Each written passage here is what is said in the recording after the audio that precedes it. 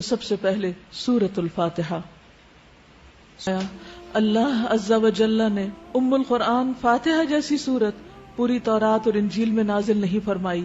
یہی 7 مثانی ہے، یعنی بار بار دہرائی جانے والی 7 آیات ہیں، اور اللہ تعالیٰ فرماتے ہیں کہ یہی سورت میرے اور میرے بندے کے درمیان تقسیم شدہ ہے، اور میرے بندے کو وہی ملے گا جو وہ مانگے گا۔ تو یہ سورت ایک دعا ہے جس میں انسان اللہ سے مانگتا ہے، اللہ سبحانہ وتعالیٰ کی حمد و ثنا کے ساتھ، اور قرآن مجید کی سب سے افضل سورت ہے۔ نبی صلی اللہ علیہ وسلم کسی سفر میں تھے تو ایک آدمی آپ کے پاس اترا۔ وہ کہتا ہے کہ نبی صلی اللہ علیہ وسلم نے اس کی طرف متوجہ ہو کر فرمایا، کیا میں تمہیں قرآن کے افضل حصے کے بارے میں نہ بتاؤں؟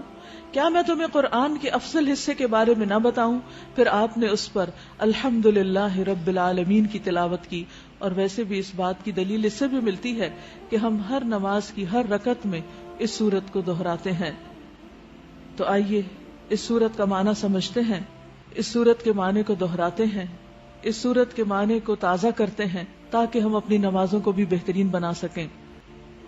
سب سے پہلے اعوذ باللہ من الشیطان الرجیم، اپنے آپ کو اللہ کی پناہ میں دینا، شیطان مردود سے بچا کر۔ کیوں؟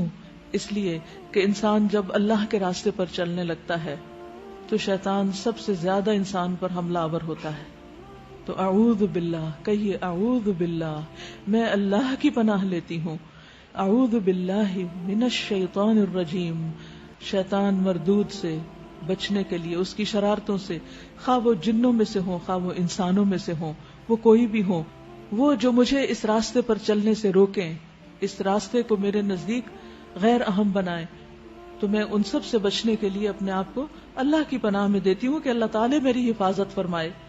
بسم اللہ الرحمن الرحیم، اللہ کے نام سے جو رحمان الرحیم ہے۔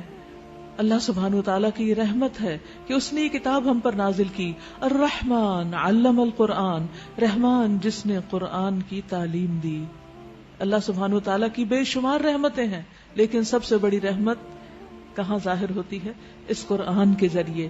تو گویا اس وقت اللہ سبحانہ وتعالیٰ نے آپ پر رحمت فرمائی ہے کہ آپ کو اپنی کتاب سے جوڑ دیا اور اس کو سیکھنے اور سمجھنے کی توفیق عطا فرمائی۔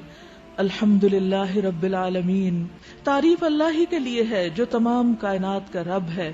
تعریف کسی اور کی نہیں، میری نہیں، آپ کی نہیں، کسی بادشاہ کی نہیں، دنیا کی رونقوں کی نہیں، ان چیزوں کی نہیں جنہیں ہم پسند کرتے ہیں یا جو ہمارے دل پر اترتی ہیں۔ تعریف تو اللہ کی جس نے ان سب چیزوں کو بنایا۔ جب بھی آپ کسی چیز کی تعریف کریں تو فوراً اپنے رب کو یاد کریں کہ اصل تعریف کے لائق تو وہ ہے جس نے اس کو بنایا، اور پھر اس نے تو پوری کائنات کو بنایا ہے، رب العالمین ہے۔ رب العالمین وہ سب کا رب ہے، ان کا بھی رب ہے جو اس کو مانتے ہیں اور ان کا بھی رب ہے جو اس کو نہیں مانتے، لیکن اپنے ماننے والوں کے لیے وہ خاص رب ہے، وہ اس کے خاص بندے ہیں جن کو وہ ایمان، عمل صالح، علم نافع عطا کرتا ہے، اور جنہیں وہ اپنی پہچان اور اپنا قرب نصیب کرتا ہے۔ لہٰذا وہ ہم سب کا رب ہے جس نے ہمیں یہ کتاب دی۔ الرحمن الرحیم، دوبارہ اس کی رحمت کی بات ہے، نہایت مہربان، بار بار رحم فرمانے والا ہے۔ مالک یوم الدین، جو روز جزا کا مالک ہے، یعنی قیامت کے دن کا مالک ہے۔ حقیقت یہ ہے کہ اس صورت میں اللہ سبحانہ وتعالیٰ سے دعا کرنے کے لیے سب سے پہلے اللہ تعالیٰ کی تعریف سکھائی گئی ہے۔ فضالہ بن عبید کہتے ہیں کہ ایک مرتبہ رسول اللہ صلی اللہ علیہ وسلم تشریف فرما تھے، ایک شخص آیا اور اس نے نماز پڑھی، پھر فرمایا اے اللہ مجھے بخش دے اور مجھ پر رحم فرما۔ تو رسول اللہ صلی اللہ علیہ وسلم نے فرمایا اے نمازی، تو نے جلدی کی، جب نماز پڑھ چکو تو بیٹھے رہو اور اللہ تعالیٰ کی حمد و ثنا بیان کرو جیسا کہ اس کے شایان شان ہے، پھر مجھ پر درود بھیجو، پھر اس سے دعا کرو۔